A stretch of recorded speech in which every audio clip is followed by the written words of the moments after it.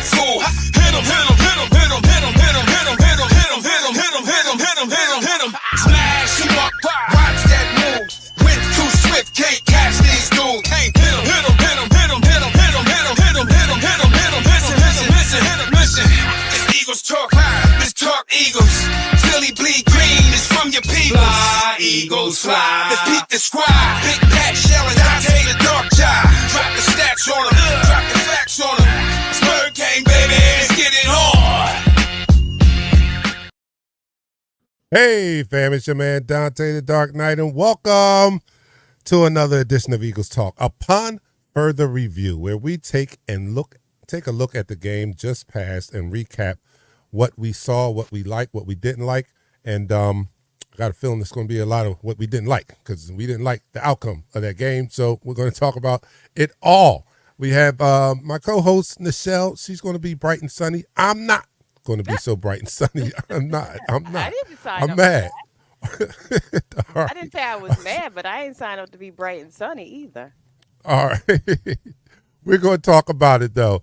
Thank you guys for tuning in. Thank you guys for staying with us on Monday night.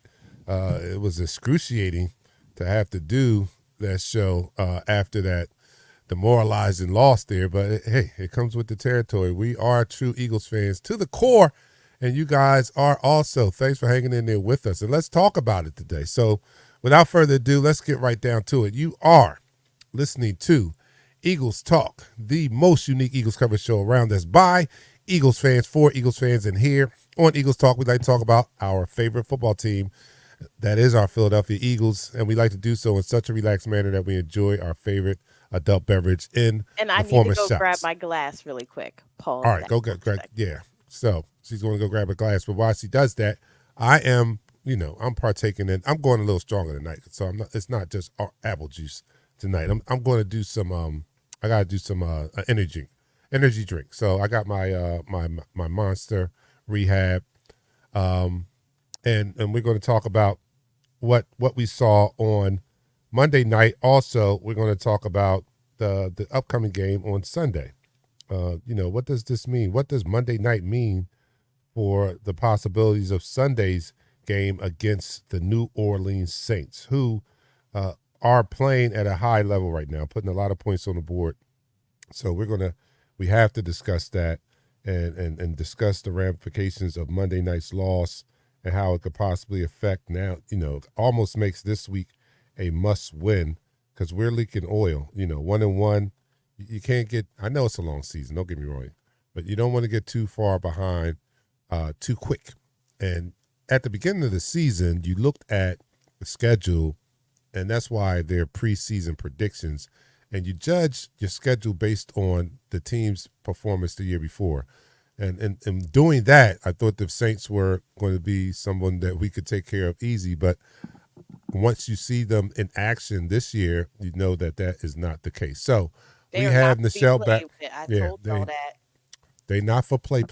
The Saints are not for play. So our co-host Nichelle has come back. What are you partaking here in, Nichelle? Pat is in the house. Yeah. Put Pat up here. All right, How Pat. am I taking it in? I mean, what shot are you partaking in? That's what I mean. Oh, what shot? No shots. It's wine today. We're just going to do wine. The glass. And Pat, what are you doing? You doing anything? Day. Yeah, I'm doing. Hi, how's everybody doing out there? Hey, Pat. Very mild tone I'm giving to you right now. Shout out to my grandpa. All right, so I'm finishing up this bourbon. Woodford Reserve. All right, so Woodford Reserve, wine, and a little Monster. So everybody, let's do this and salute our team. So down the hatch, 3, 2, 1. No applause. No applause. All right, the applause is coming. Did it go? You're now listening to All right, that was horrible. All right, we gotta do it again. Hold on. It's so lackluster today, fellas. Yeah. Let me try one more again. Because sometimes you just gotta do it one more time. no applause. All right. Well, let me figure it out. Let's start. Let's do the show.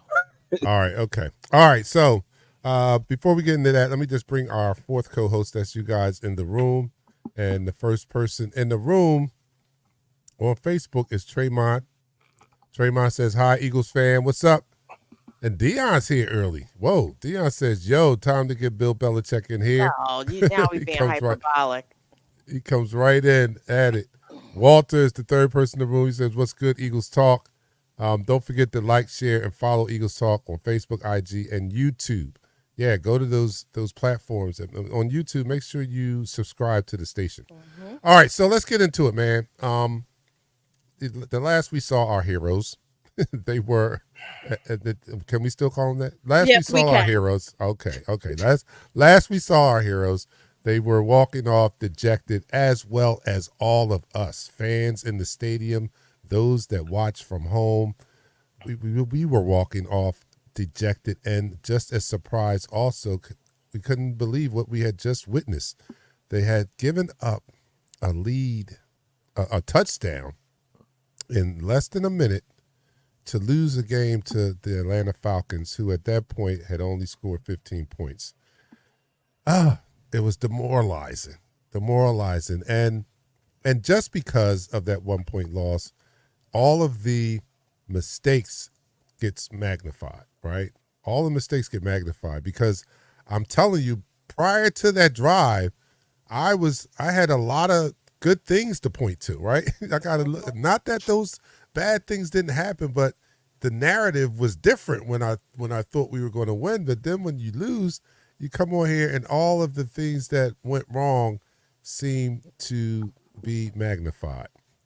And it's been debated all week about the 3rd and 3 pass. And I voiced my opinion on that on Monday night. Elliott Shore Parks argued with the whole entire afternoon team, with my side actually, about whether to throw or run that ball in that situation. I still stick firm. I think it should have been a run. I'm not hating on the call. It should have been executed, but it was not. And just because of that possibility is why I wouldn't have ran it. Not that you don't call a play because how about this doesn't work? No, but I would have never put us in a position for the clock to stop. That's what I wouldn't have did. I would have ran the ball. So after seeing or having some time to let it sink in, guys, what are your thoughts on that 3rd and 3 call at the end of the game? The Eagles' last offense, well, not last, next to last offensive possession. The pass to Saquon, right? Yeah. I feel as though they should have ran it. There was a couple of times that they threw the ball when they could have run it.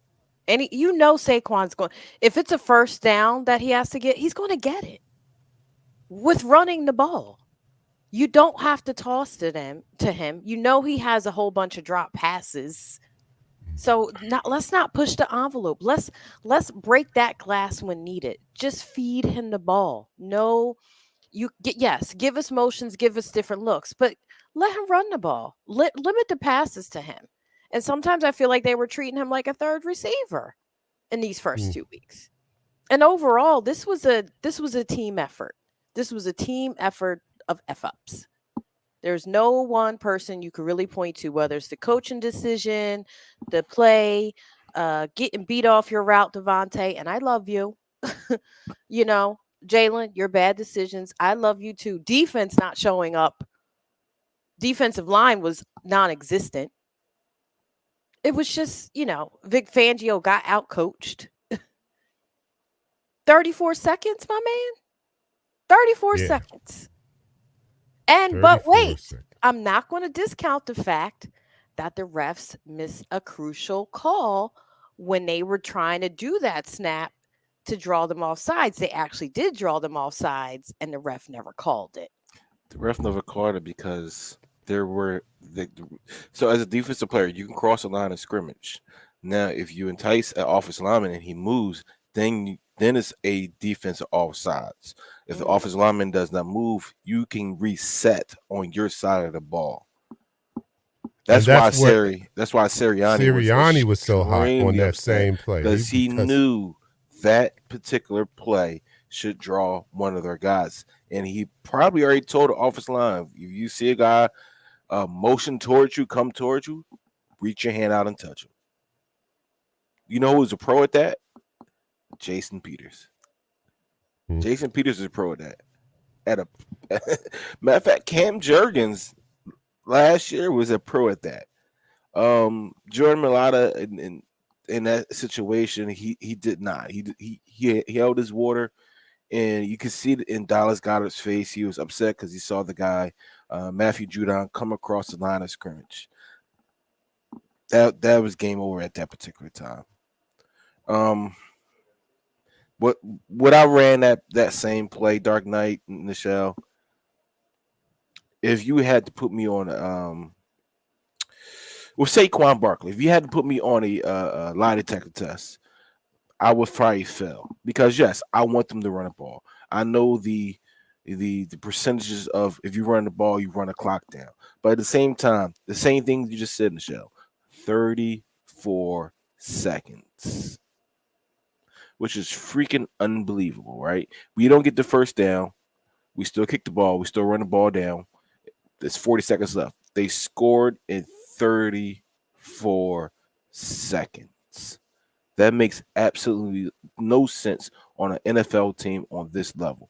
When you have these many big names that should be playing in unison with each other, Slay, Q, Fangio, you got to understand what you have at stake. You have a better defensive backfield than they have receivers. Why are we playing a soft zone? All you do, play up on your corners, move your safeties back, make the flipping tackle. This is really unacceptable. But for it to be week 2, for this soft defense to finally say, you know what, we cannot hinge on our names alone. For these guys that need to step up, because now you don't have a Fletcher Cox, you don't have a Jason Kelsey, a Hassan Reddick. You are those names. And week in and week out, if you don't perform, you're going to be in the names of the Mike Mamulas, the really trashy players that we had on this side of the ball, that we had all the hopes and dreams that they're going to be stars. Like for Jalen Carter to be late for a practice session or a film session, right? You are a professional. I tell this to my employees, you are a professional. You have a job to do. You get paid to play a fun game. Be there on time, make the plays, and don't half-ass it, Jordan Davis, Bryce Huff, Josh Sweat. Where's the damn pressure at? There is nothing that I see from our front line besides Brandon Graham and a little bit of Marlon Williams, right? Milton Williams, I'm sorry. That gets me to think that we don't need to go out there and buy guys. 2022, we had an issue. We couldn't stop the run. What they do? Went out there, got Sue and Levar Joseph. 2024, we can't run. We can't pass. We can't stop the run. We can't get after the passer. We need to go out there and buy some guys. My problem is this with that whole philosophy, and I'm not even disagreeing with you, because it seems like that's what works for us, is getting these guys on these 1-2 year contracts just to get us to through the playoffs and Super Bowl contenders. But on the other side of this, the coaching inconsistencies are glaring because there is no development happening right now. There are, as I don't know if you saw the Brady interview when he's like, there's no more football program, almost like a curriculum and education on how they introduce you into the game, how they introduce you playbook as a QB, as a starter, how these rookie quarterbacks shouldn't be even playing their first year. They should be under tutelage. They should be learning. Same thing with these young guys they want to throw out on the line. But even with that, you've had these guys for a couple of years, and they're still kind of at the same wavelength they were when they came in here, Jordan Davis and all these boys from Atlanta. I agree.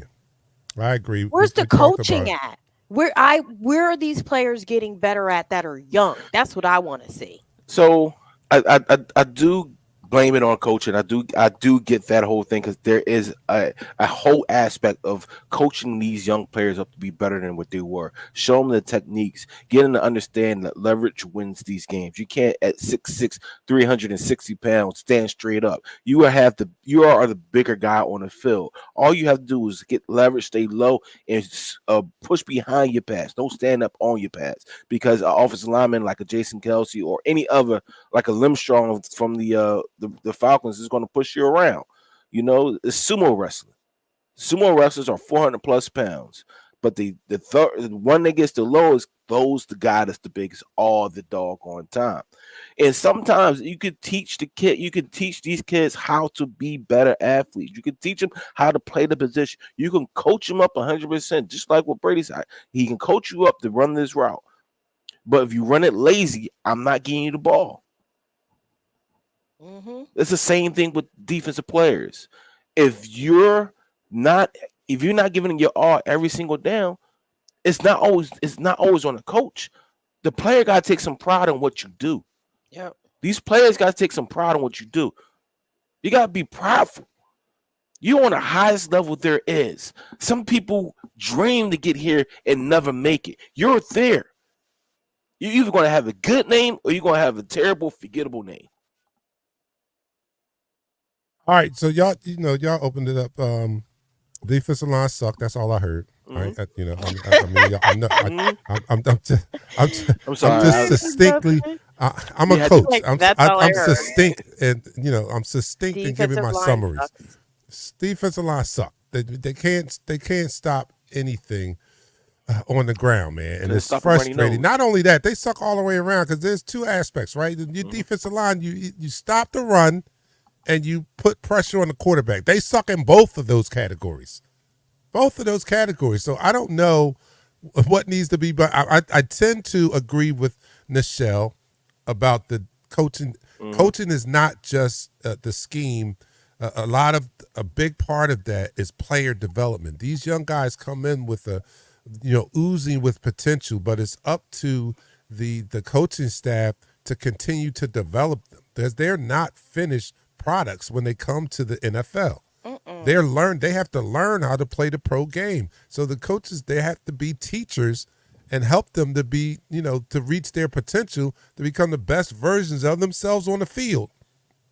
And I don't know if that's happening. Now, I hope that was going to take place with I just assumed that it would happen with a Vic Fangio coming in because he's not a young guy. Like I probably would understand if a young defensive coordinator came in here and he wasn't as great a player development coach as someone, but I expected and just assumed that a Vic Fangio coming in with over 30 years of experience would be one that would be into player development. And I know the jury's out because, he's only had these guys for, a month and a half, 2 months or whatever.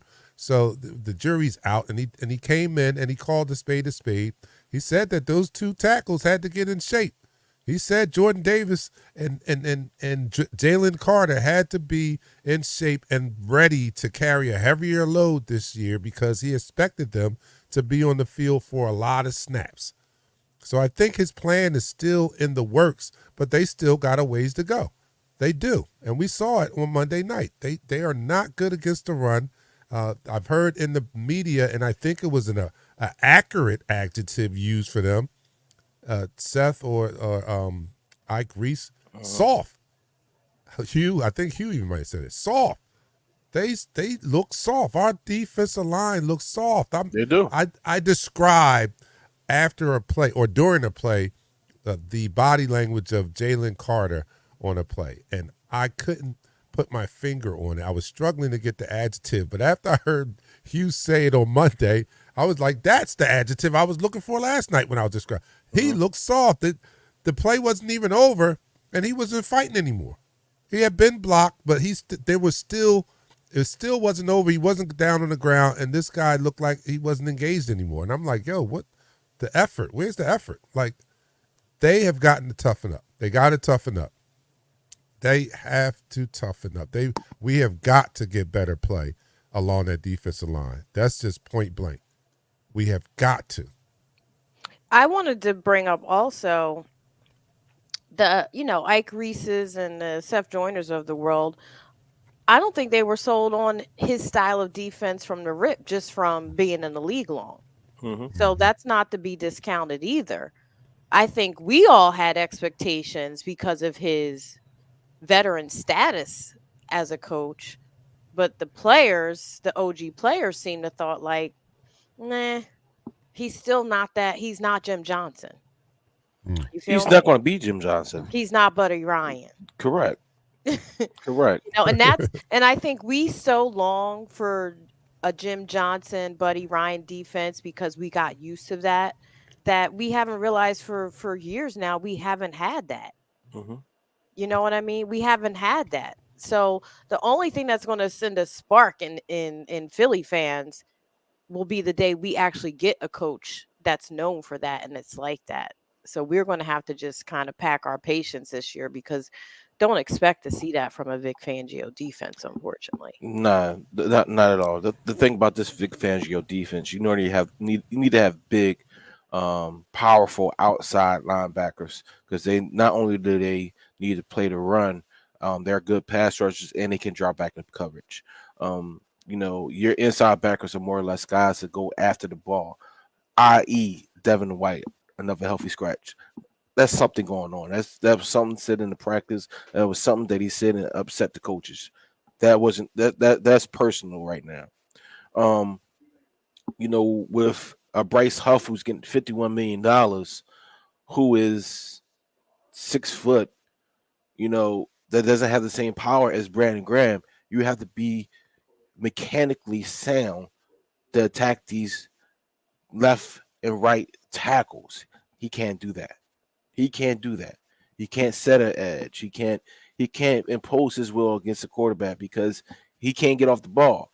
It was so many times when you go back and look at the film and only looked at it once that he was slow off the ball and slipped himself down into a position where all the offensive tackle really had to do, if he wanted to, was just lay down on him. Literally. You can't have this in this type of defense because, first of all, a 3-4 is soft, period. It has its holes. And you're running it under the philosophy of a Vic Fangio who you don't have the personnel to run it for. Things got to change. Or we're going to have games about this all year. All right, let me go to a comment here. Stan Mason says, defensively, our secondary sucks. It's that simple. Let's just talk about the real problem. They can't tackle, and everything caught goes for extra yards or a TD. Speak to that. So let me give you some insight really quickly, because I was very upset about this.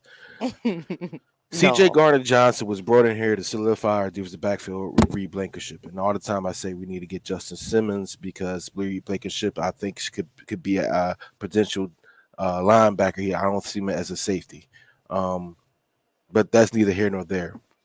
The biggest tackle of the night, the biggest hit of the night, was the C.J. Gardner-Johnson tackle on Bijan Robinson to stop them to get the ball back to the offense. But with that being said, the defensive line, when you're allowing a Kirk Cousins who cannot move, who's a statue in the freaking pocket, 3 seconds to sit back there and look to his left, look to his right, look to his left, then come back to the middle and make a pass. You put your defensive secondary in so much peril that, yes, you're going to have these completions. You're going to have these mishaps because now we can't depend on our defensive front to do the doggone job. When the defensive front is doing their job, it takes so much weight off the defensive backfield. The defensive backs can play more freely. Mm-hmm. They don't have to continue to look down into the box, and they can all hook onto their man. But when the defensive front is not playing well, the eyes of the safety now is stuck on the middle of the field where the run at and when they should be dropping back for the pass. It all coincides with each other. That's football in a nutshell. If you do your job, you do your job. You worry about your job. You worry about your job. I don't have to worry about your job. I could play my position much quicker and be more reactive than anything else. But when I got to worry about what he's doing, because he's not doing it right, he's getting blown off the ball. I'm not doing my job. I All agree. right, well, let's end this quarter here. And that's the end of the quarter. How that's a. That's better. Turn it up just a tad bit next time. Let me do All one more right, so again. you Let me do are one more again. Let me do one more again. And that's the end of the quarter. all right. That's cool. All All right, you're listening to Eagles Talk, the most unique Eagles coverage show around. That's by Eagles fans for Eagles fans. And here on Eagles Talk, we like to talk about our favorite football team. That is the Philadelphia Eagles. We do so in such a relaxed manner that we enjoy our favorite adult beverage in the form of shots. So tonight, Pat is doing the Woodford Reserve. Nichelle is sipping on some wine. And I'm so damn mad. I'm doing a monster. All right, so here we go. Everybody, to our Philadelphia Eagles, down the hatch. 3, 2, 1. You're now listening to the second quarter. All right, second quarter. So the defense is. And let me go back a little bit because we talk about wanting to recapture the Jim Johnson days. No, and I've been letting this go because, especially in the Super Bowl year of 22, the defense was, at least on paper, they were great. Third most sacks in history of the league and all that. But I have never been a 3-4 fan, right? Let me put that out there. I've never been a 3-4 fan. I think that, at least in my eyes, the identity of the Eagles defense historically has always been a 4-3, right? And are we at the point where we need to get back to our identity? I mean, it's too late now. We got to ride this out. It's too late now. I get For that. the long term, yes. For the Yeah, long but- term, yes. They need to find the next Jim Johnson, period, or this city is going to revolt about this defense year after year. This is not sustainable to have a defense that's soft year after year. It's not. First of all, it's not Philly football. Right. It's not even our identity. You feel me? Yeah, and that brings me to another point because I was going to say, like, we have talked about, and somebody put in the chat, we talked about Fangio we've been running a form of Fangio's defense for the last 2 or 3 years, and we finally have Vic Fangio himself. So he's the architect of the scheme that we've been running, that Gannon was running, that Desai attempted to run, and now we have him. Is it time for us to forget the Vic Fangio system and grab a Jim Johnson disciple, for Christ's sake? Are they out there? Are there Jim Johnson disciples out there? I know a couple of them are head coaches now. I know McDermott is a head coach. And then Andy has the other one down there, his DC. But can we get somebody off the Jim Johnson tree? Maybe that'll help us out. I hate to be the one to break the bad news to you, but most of the Jim Johnson disciples are either dead, retired, or gone. Spagnola was a Jim Johnson disciple. He was, he was a special teams coach. He's not coming here. I know the coach for the Baltimore Ravens and the brothers, the Harbaughs, they were here. They're not coming back here. The thing about it is that we had somebody in the ranks. We had somebody in the ranks. I don't need a first fruit. I don't need a first generation removed. You're talking about people that first generate right under Jim Johnson. How about the people under them? I'll look for a second generation Jim Johnson disciple. All right, Spags, McDermott, they coached under him, so that they're first generations. But what about the coaches under them? They have to have that same philosophy. They're not dead. They're not, you know what I'm saying? They're not dead. Where are they? I'm not going to beat a dead horse. Hopefully maybe one day we can have that. But right now we have Vic Fangio, and this defense is not looking like it's not passing the eye test. And Monday night it didn't pass any test because it actually helped cost us a game. Now, prior to that, like I said, going into, prior to giving up that touchdown, I was looking at making the narrative work for the defense because I was happy with the fact that they had only given up 15 points at that point, and I was going to celebrate that because that's no small feat.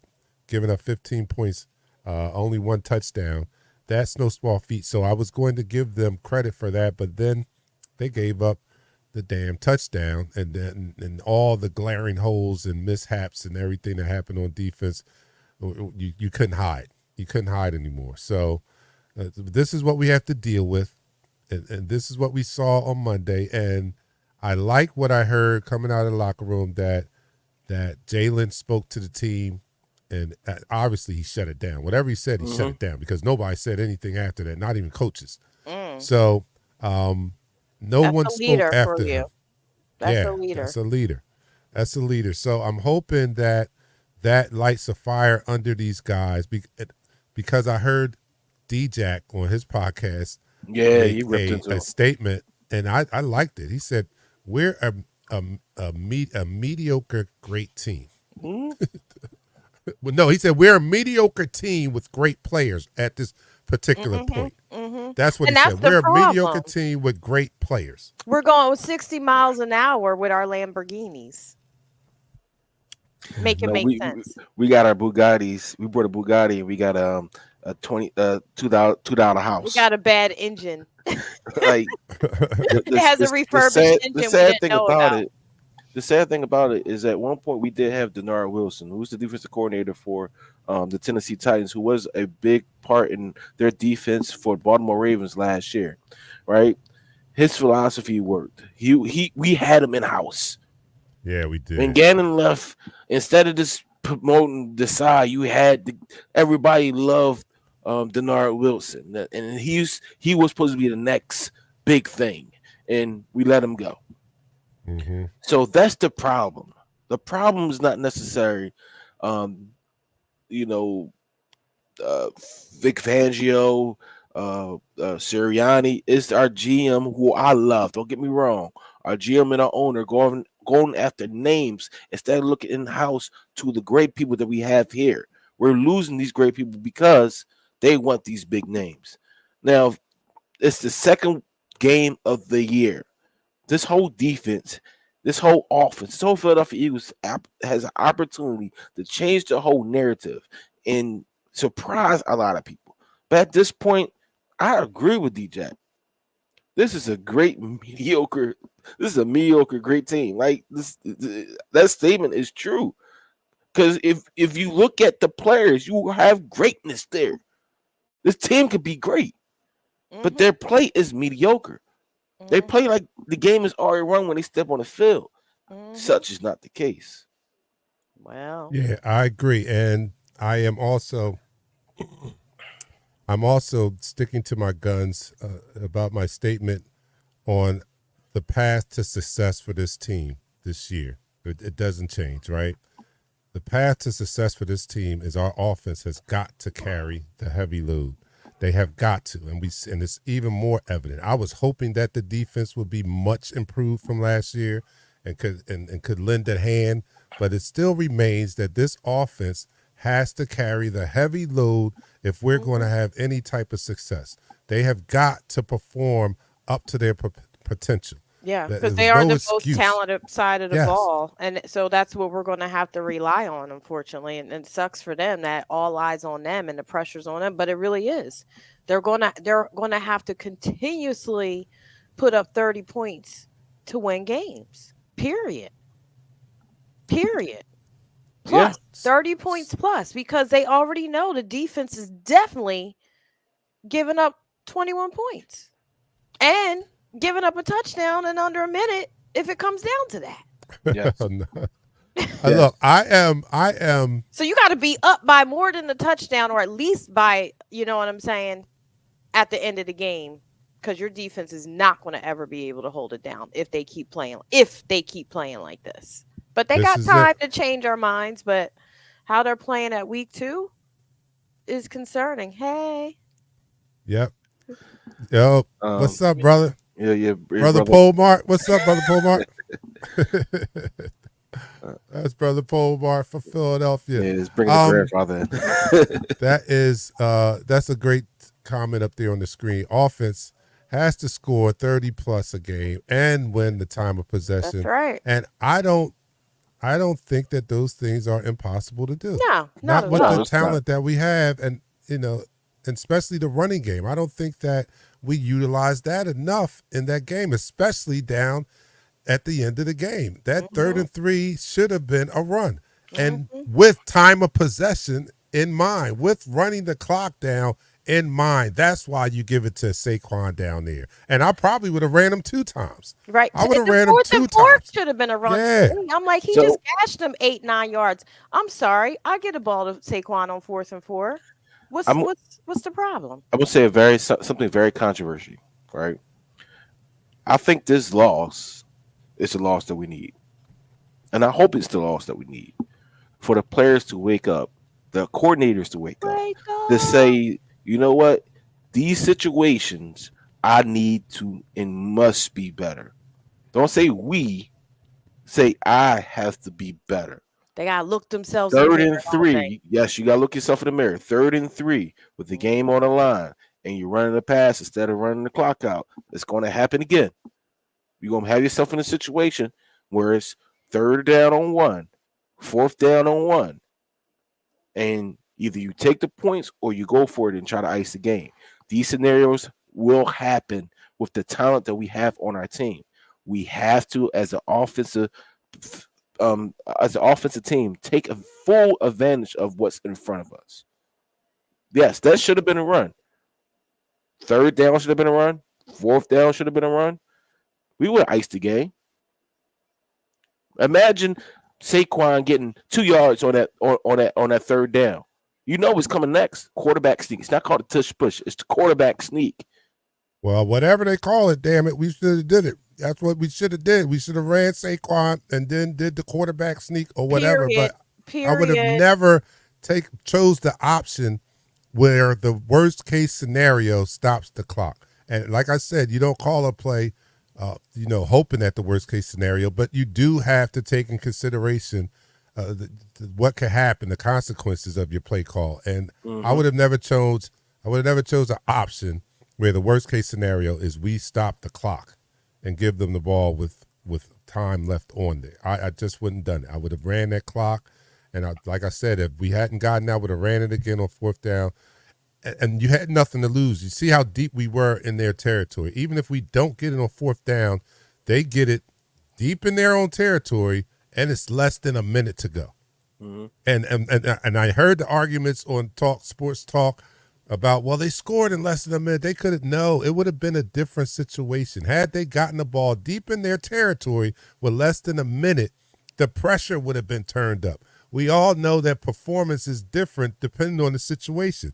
You know how, I'm not saying it wasn't urgent for them because they did score a touchdown in less than a minute, but when they came out on that field, 34 seconds. see, Yeah, 34 I know, seconds. that's stuck in my But- mind too. That's really the I thing know. that has me the most heated is the last drive because I knew we could run the clock all day. That's the one thing you can never say about the Eagles. They know how to run time of possession methodically. My point being that they came on the field with what, a minute and 40 something. That's a 2-minute drill. That's no pressure for most NFL teams. You practice 2-minute drills extensively in practice. So it's not a pressure situation. The pressure would have been turned up had you had to start from your own 5-yard line and you got 30 seconds, 40 seconds to go.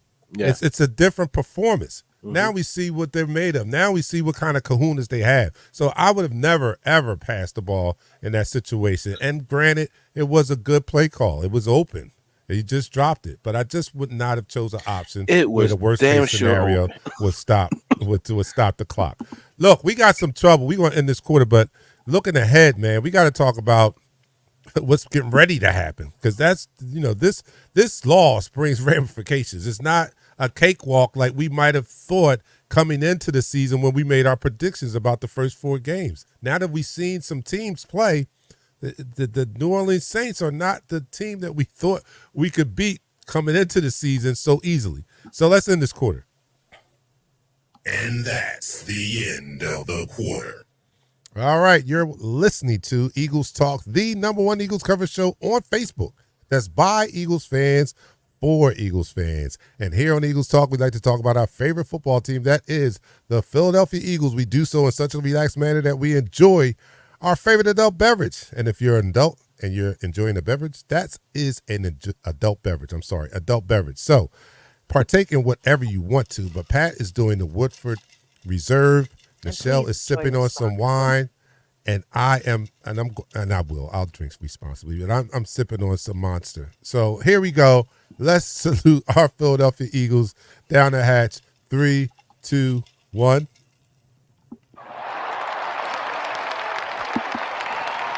You're now listening to the third quarter. All right, so now we're 1-1. We go on the road to New Orleans. In our preseason schedule prediction, we all picked this as a win. But lo and behold, we did not know that this team would be who they have turned out to be in this short early season. And they are a team that has put up 91 points in 2 games, averaging 40 points, have scored on their first 15 possessions of this season. They played the first game, and the first game, they scored on every possession of the game. They blew out Dallas last week, 44. They put up 44. And now we have to go down there and face them. And we always have trouble in New Orleans. So now we go down to New Orleans and have to face this explosive offense. How do you foresee us doing that? What game plan do we need to adopt? And I'll start with the offense. What game plan do we need to adopt on the offensive side of the ball to make this a successful trip and hopefully have our Eagles bounce back? Starting with you, Pat. Well, since AJ is going to probably be out this game again, also, listen, it's time to use all 3 of your running backs. It's time to figure them into the play call and make it where as though we can run the ball and use that time of possession. This needs to be a game where, we played the Green Bay Packers 2 years ago when we had 41 rushes for almost 300 yards. This is one of those games. We at this point of the junction, we can't get in a shootout with this team that just demolished the Dallas Cowboys turds. Like, we need to make sure we control the time of possession, which is put in favor for us, and make them make mistakes. Make them make mistakes. I mean, I know it's easier said than done, but it's right there in front of your face. Take advantage of the controllables that you can take advantage of. And one of the biggest controllables you can take advantage of is the run game. We can dictate this game just by controlling that line of scrimmage on the offensive side of the ball. I totally agree. I am a big fan. I was just talking about this too, and I was just thinking back, and I know this is not the era of which I'm about to refer to. Mm-hmm. But remember those when the run game was a big part of the offense, right? Remember the days where you had running backs and teams knew you were going to run the ball and they still ran it because that's how good they were in the run game. It didn't matter that they put 8 men in the box. And I hate to refer to this team, but the Cow Turds in the 90s, they knew, everybody in the world knew Emmitt Smith was getting the ball. They didn't make them get pass happy. They still ran it down your damn throat. Walter Payton, running backs back then, teams that had running games ran the ball. We have an outstanding running game. Why be scared to run the ball? We're going to need it. I know this is an age of airing it out and exciting electric plays and stuff like that. I'm just worried and concerned about winning the game. That's all. I don't care how it looks. I told you I'll take 17 3-2 games if it gets me to 17-0. I don't care how it looks. And right now against this team, I agree with you, Pat. Our road and path to success against the Saints on Sunday is going to be time of possession and shortening this game and keeping the ball away from the Saints. What do you say, Michelle? Going back to the offense and the pressure that's on them, because I'm iffy on defense. I agree with how the defense needs to stop them, but it's a scary proposition for me right now, the way the D line is playing. But I do agree Jalen needs to make better decisions.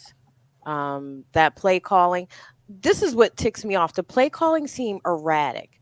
It seems like they Yes. had some good components. Like the first 3 plays, awesome. I was like, oh, look at the motions. Look at this. Like, it was hella creative. And then all of a sudden, Mhm. immediately, they went conservative. You Mhm. can't go for the gusto, then go conservative in your play calling. You have to either crescendo that mess up or crescendo it down. You have to have a rhythm even within your play calling. And one thing I know people are hazing Hurts about the interceptions and the timing, but let's be real, y'all. Interception stats, all the top quarterbacks are always in the top 10 of interceptions. Yeah. It's a part of being a top quarterback.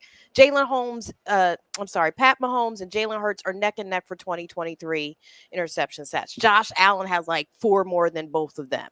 So if you're going to be a top quarterback in this league, your interception stats are going to be high. I don't know who needs to get that memo, but check the stats if you don't believe me. So I'm not worried about the interceptions. I'm worried about the decision making, the play execution, the not getting beat and falling off your routes, and the Mhm. O line. And again, what we talked about, Pat, was getting beat at the line of scrimmage. You know, these plays can't develop the way we want them to if our O line is getting beat off the ball and they're Mhm. already in the backfield. Everybody has to be accountable, not just the quarterback, but the receivers, the tight ends that are blocking, the running backs when they're not getting the ball. This is a whole team effort. So people have to actually execute. And Jalen has to execute and make better decisions, but Mhm. his teammates have to execute on their roles as well. It doesn't work unless they all execute equally. One man can't be the only one executing with perfection. Devontae got beat off a couple of routes and he dropped the ball. So let's be clear about that. They all had Dropped a breakdowns in touchdown. Yes. Yes. right in his hands. So like Michelle, sometimes I hate to say we need a loss. Sometimes you need a loss so you can examine your shortcomings. Because, say for instance, let's go back to the '07 New England Patriots. Right, they went undefeated during the regular season. Their shortcoming is if you have all 4 defensive ends rushing, they can get after the quarterback because they have a slow offensive line. And what did the Giants do? I hate to bring this team up, but what did the Giants do in the Super Bowl? They brought NASCAR package, right? And it became a staple against the Patriots. When you don't lose or you lose, you examine your failures. What can I do to be better? And this is something that I hope motivates a Devontae Smith because don't get me wrong, I love him. I love him. He's a great pick for us. But something that I have noticed with this Devontae Smith is that he never catches the ball cleanly, like snag us out the air. It always hits his hands and goes to his shoulder and it looks like he's dropping it. Many of his big catches, really, if they didn't get to the line of scrimmage, they would be considered drops, right? Remember that. So that's the one thing that does scare me about the Slim Reaper. But we need the team to really realize that, you know what? On paper, yes, we are the S. But in real live gameplay, we are the other S. Soft. It's Yeah. very lackluster, and I think people sleep on the total execution of all the offensive players. Hmm. It doesn't work any other way, y'all. Whether you And like it or not, you could blame Jalen all day long because it's easy. The quarterback always knows they have to take the grunt. That's his position. That's his mhm. job, is to take the brunt because he is the leader of the offense. But he also he needs to dig in his players' butts a little bit more when they do, because Tom Brady didn't have that from his receivers. They didn't run their route right. I'm not coming back to you. Hmm. He never had this type of receiver besides Randy Moss. But I'm just Yeah, saying, You're right. You're but 100% right. no, but You're still, 100% Tom right. Brady didn't care what level receiver. If you're off your game Hmm. that day, he's going to the next man that's on his game. You're right. He You're didn't even 100% let right. you drop the ball more than once before he's like, "So you're not going to get your demanding ball today." excellence, He demanded demanding excellence. excellence, and Hmm. that's what Jalen needs to do of his team that he throws the ball to. Hmm. Demand excellence. Yes. I I I I kind of like what you said about maybe a loss is good. I'm taken back to 2017 season when we dropped that early game, and it seemed to kickstart everything about that was special about that year. I think it was the game against Kansas City. Didn't we lose an early game against Kansas Hmm. City in that year? That year we And supposed to after win that that, game. Yep. right, and after that, it just that they locked in. I'm hoping that that can be the same here, although, our defense is not the defense of 2017. But if we can get crisper execution, like you said, on offense, if everyone performs at a level of excellence, because there's no more team game than football. Hmm. Like football, like you don't have Michael Jordans in football. Your quarterback, even if he's dynamic, is dependent upon those 5 men in front of him, his receivers, everybody. This is the ultimate team game. So we need everyone to perform at their highest level, at the level that we're paying them to perform at. That's what we need. We need everyone to come out and earn their pay. Now I got a comment on the screen. Birdie Bravo says, I just want to look better than the week before. It's not how you start, it's how you finish. 10 wins gets you in the playoffs. That's true. Yeah, I agree with that. One up here said, got to tap in to Goddard. Yeah, where's Goddard been? That's a good point there. Where has Goddard been? Hmm. Like, He's, yo, and he's been MIA. Right. And and we're not using the middle of the field with him. That's another thing that ticks Yeah. me off. You got all these weapons. There should be a play to Goddard every series to me. Hmm. Real talk. Spread it around. I'd go on 1, 2, 3, 4. Devontae, AJ, Goddard, Saquon. Mix in Jalen once in the blue. But You always have them on rotation. Dial them up more yes. frequently.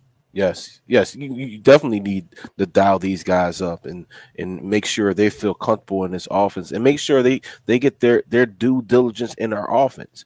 You also have to make sure that this third receiver, Doxson, who can be a dynamic receiver with the ball in his hands, gets more than one target for 1 or 6 yards.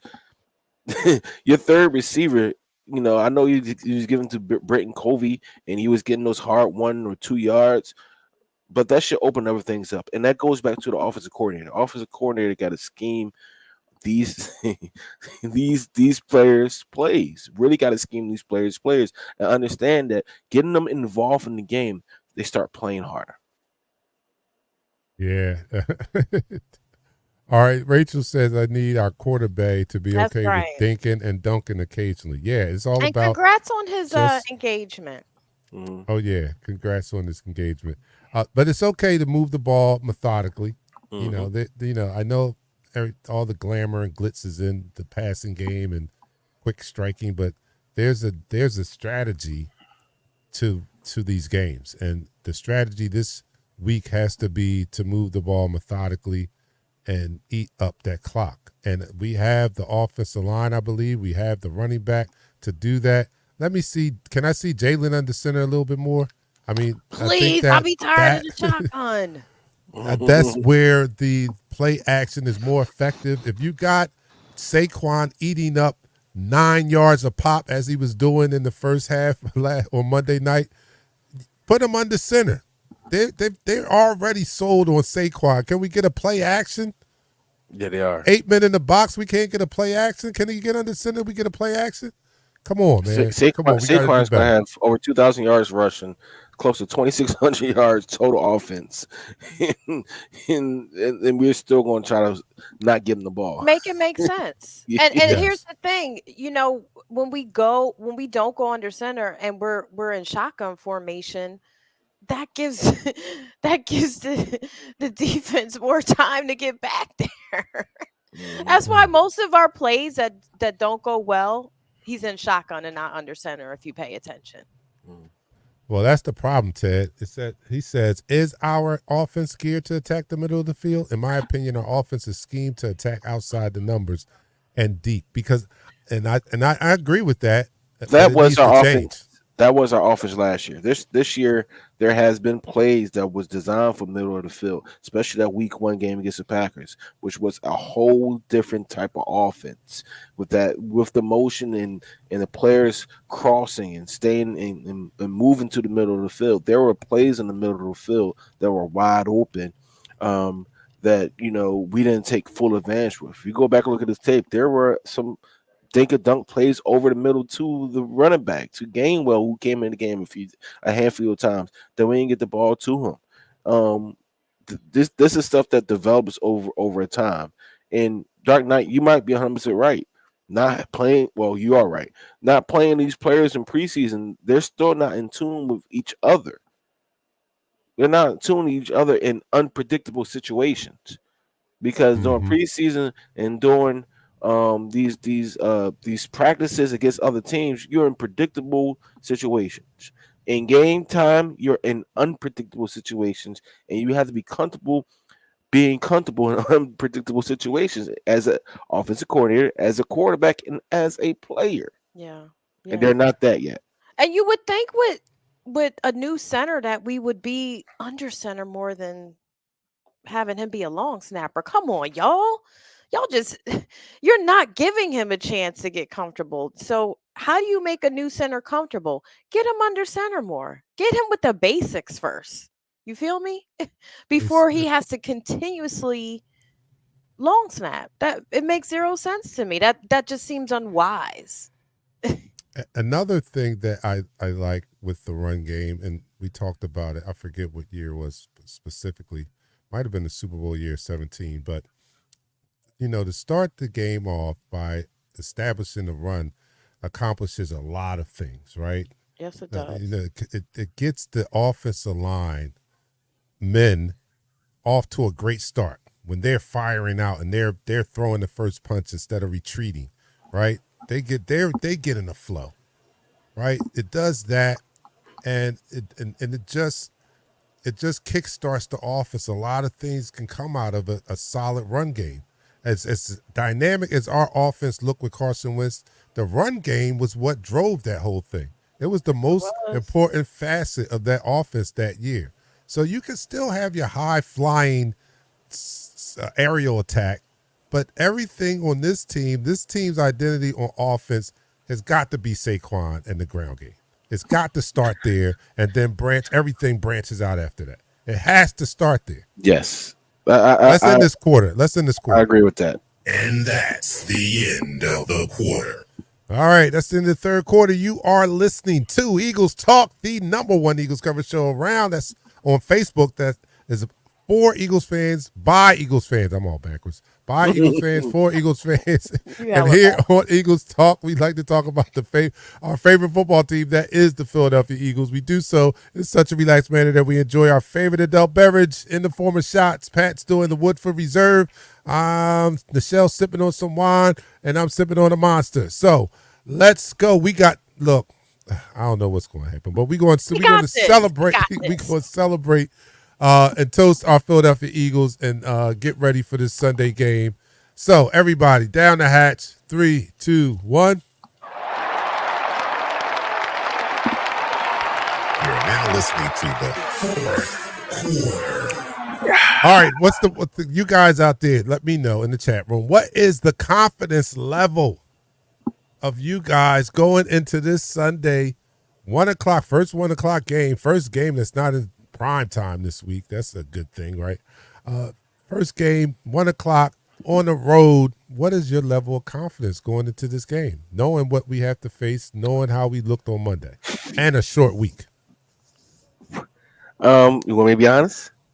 Yeah, be completely transparent and honest. No, All right, listen, we no got punched in the pandering. mouth. We had a plan and we got punched in the mouth. We put together a plan and got laughed. Listen, all the different analogies you want to use, it happened last week. All right, it happened last week.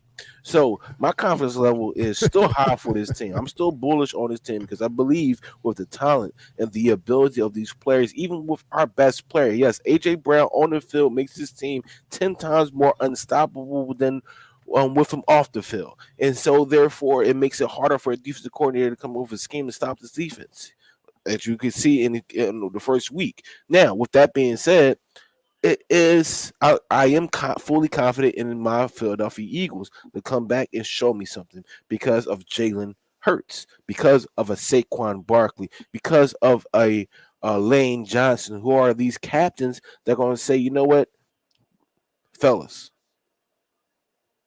it's time for us to step up and play the part.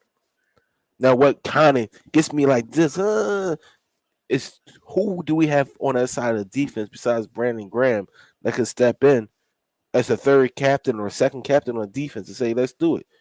You scratch the guy that can build the confidence of everybody else.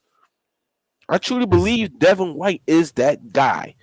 As much as I want N'Kobe Dean to succeed, as much as I want Jeremiah Trotter Jr. to be that next X-Man, Devin White, I believe with the veteran leadership that he has had, Super Bowl under his belt, being a top tier linebacker in this league, can get after. I'm really thinking that was something that he's flipped on these defensive players because they were lazy and the coach didn't like that.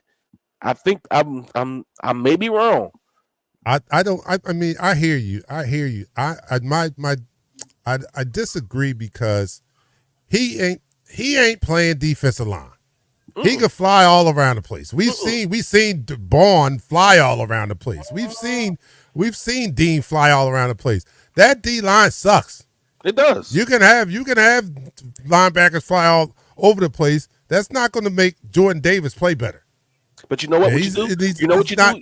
You know You what you do in need that those. situation? I just got finished saying this is the ultimate team sport. Those It is. linebackers can't do it without the D linemen doing their job, and they're not doing their job. And you're 100% right. You know what you do? You play a Thomas Booker who had nine Yeah. snaps, Yes. 9 total snaps. Michelle, he had Yes. nine Yes. total I snaps agree with last that. week. He had more tackles for loss and quarterback hits than the whole defensive line besides Melton Williams. Mm-hmm. Yeah, I Nine agree with that. total That's a good defensive point. snaps. Therefore, you know what you got to do? You got to Play sit him. these boys. You Yep. got to Yeah. sit Sit these them. guys. Sit I'm them. Yep. not saying for saying Sit, this. sit You them got to until they sit want to these hold it fellas up. until they realize that, you know what, this is the flipping NFL. If I don't bring my A game every Sunday, I'm I'm gonna gonna be be a riding that bench. pine. Yep. That's You're You gonna don't be right. play them riding the just bench. because you play the best players possible. If that has to be Thomas Booker and Milton Williams, They every are single respected, doggone. Rachel. I keep saying Milton. I see Melton, whatever. Milton Williams, every freaking doggone down. If they're effective, you She play them. said they're defective. We Rachel, you hit it we right on got the the nose. This is receipt. the comment of the night. Rachel says, "Yeah, the Georgia boys are defective." Yeah, we Is got there, receipts. is Can we there a return recall them? on? Man, no, this boy Nolan Smith, man, he has the physical body to be one of the greatest. He has no pass rush move whatsoever. Yeah. It's unbelievable. Like, you have the ability to be a top-notch defensive rush and slash outside linebacker. If you learn how to use your hands, you learn how to bend, and you know how to do the different things. Call Aaron Donald. I don't get it.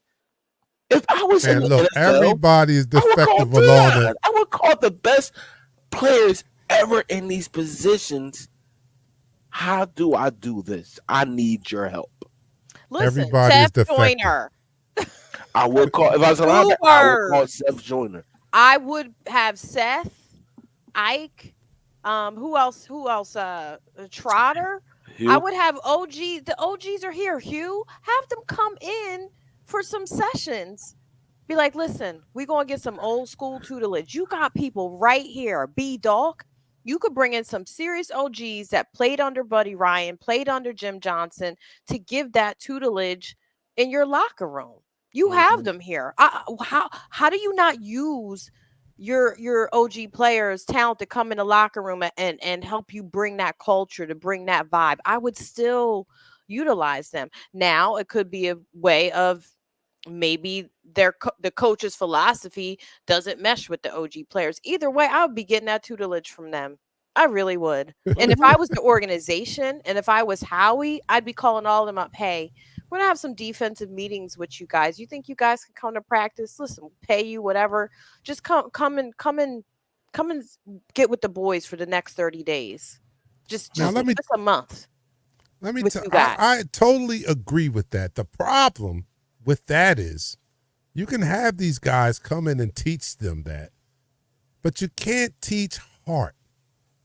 You can't teach effort. Y'all just went back That's to what my you statement in can't the first teach. quarter. You can't teach that. And these guys are not displaying heart and effort. That you can't teach. You got to come with that. Now, if you come with the heart and the effort, we can turn you into a great player. But you got to at least show up with that. You got to show up with the heart and the effort. We can teach you, if you got the physical, the physical stature, we can teach you the rest.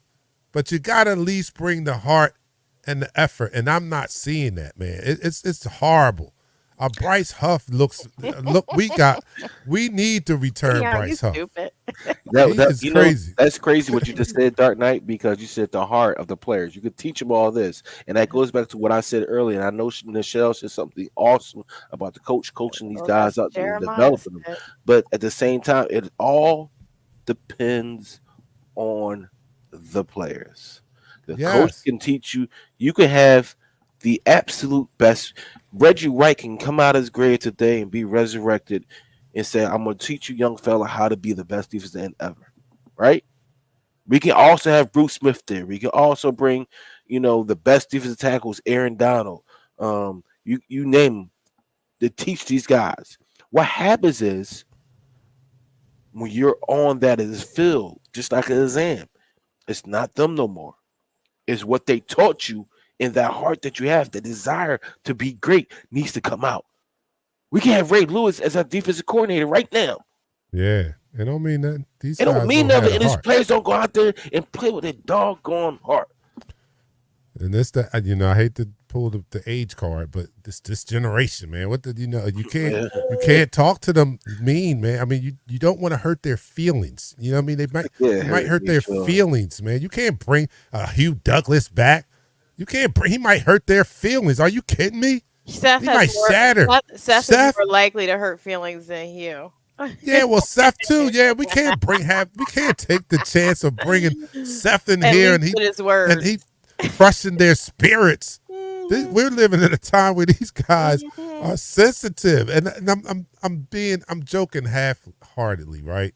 But that's the way they look on the field. Hopefully, they aren't that way. I'm assuming that they're grown men, that they take pride in it, but I'm just not seeing it applied to the field. Now, one of the things that I do hold out optimism for is that this is a long season, and we're learning, and they're learning, and hopefully with each week we see them get a little bit better, right? Hopefully we see Kellen Moore adapt his play calling to what he has, because he's a kid with a new toy, right? And he hasn't had it that long. You know what I mean? So he's still learning these pieces that he has and stuff like that. I like what I've seen in the early going. I just need him to be more consistent with it and develop his flow with this team, because you can be a great play caller, but you have to adapt to the personnel you have. This is not the personnel he had in Los Angeles. This is definitely not that personnel. This personnel is a lot different, a lot better, and he's going to have to adapt and grow into the personnel he has. So I'm looking for improvement there. Vic has a tougher job because he has players here that I don't see a lot of heart from. You know what? I don't know how you teach that. I do agree with you with the Vic part, but you have a guy that I think is going to be a cornerstone of the defense and the cornerback in Q. Q has lived up to the hype. I wish go cry in the corner. I wish right now that I was the offensive coordinator or the defensive coordinator of this Philadelphia Eagles team. because they have the talent. It's like you said, Dark Knight. It's the heart. I'm gonna read this comment because it's hilarious. From Jeremiah Andrews. He ain't F playing. they feelings, go cry, quit. But we pay you to play with pride. You are playing for the MF Eagles. Go make a name for Okay, yourself, or go sit your ears on a bench and that's let right. someone else do it. Sit your That's a booties hundred. down. That That's is That's 1,000. 100. That is 100, man. We getting That's paid keeping it a 51 million. buck. We getting paid 51 million. If I got paid 51 million to do a job every weekend, one job every weekend. Listen, excuse my language. I'm going against a 6'7" tackle. I'm nut shotting his. I hit him in his kneecaps. I'm biting his ankles. Listen, I'm trying to get to that quarterback. I'm Mhm. gonna make it happen. He said you're biting his ankles. And he'll Look, be Robin bending has a great comment. I'm surprised we haven't touched on this, but you need a head coach that puts the fear of God in the players in Philly, right? A buddy type, right? How much of this is Sirianni on Sirianni's shoulders? We already talked about the coaching decision. I heard, who was that? Uh, Dan Orlovsky talk Saleo about or the other no one. or Orlovsky on Oh, Dan ESPN Orlovsky. Yeah. Yep. talked about the fact that he doesn't trust Nick making coaching decisions in tight situations, and I kind of agree with him. Not only that, when you talk about a lack of heart or such or soft, or you use an adjective like soft, doesn't your team embody the head coach's personality? Yes and no. And it's not just all on Nick, to be honest with you. It's if you have to go back to what happened with Chip Kelly. Feel me? So not having that Brought up coach, that name. You brought up that name. right. So not having that coach that had that level of control, if you will, of a team and an organization. Mm-hmm. And when they had one, it kind of bit them in the butt. And so their knee jerk reaction is to get company men as coaches, not coaches that were going to put their stamp on it and have their own identity. That's Howie and Jeffrey. That's not on Nick. He just wants the job. You feel me? Yeah. Yeah, I He just feel you. and, But I you and, know feel what? you. He's and the same Philadelphia. thing with Doug. And let me tell you something. Nick ain't no punk. Let's No, be he's clear. not. He's He Philadelphia. played college ball. He was no Huh? punk in college ball. I watched him play in a championship because he played Rowan and out in Ohio. I remember Mount Union, and he was a yapper. I was going He to Mount talked Union. trash. He played hard. He's no punk. So Yeah. if they're taking on that personality, they're not listening to him The because cr- Nick Sirianni is no punk. but you know what? The way Nick coaches and way he does all his antics, that's Philadelphia. That's But let's literally. If you go to South Philly right now, you can find 20 different Nick Siriannis, and they all all do the right, same doggone thing. All through South Philly. but all right. You want to talk about Philly, right? Philly can recognize real, game recognize Definitely game, right? does. So you get your people out there that talk the talk and they back it up, right? Mhm. You get you confront them and they talk the talk and they throw hands and they go and back it up. Then you got those that are really loud, right? They talking tough, but when you press them, you find out that they not who they say they were, right? You know what I mean? I don't know. Nick has been talking and flailing his arms and stuff like that, and has the team decided like, man, this boy, he ain't. So if he gets ain't in the this fight dude. next game because He ain't. for He ain't. the He ain't team, that dude, man. Yo. I'm tired of this guy talking all the time, and he not about what he saying he about.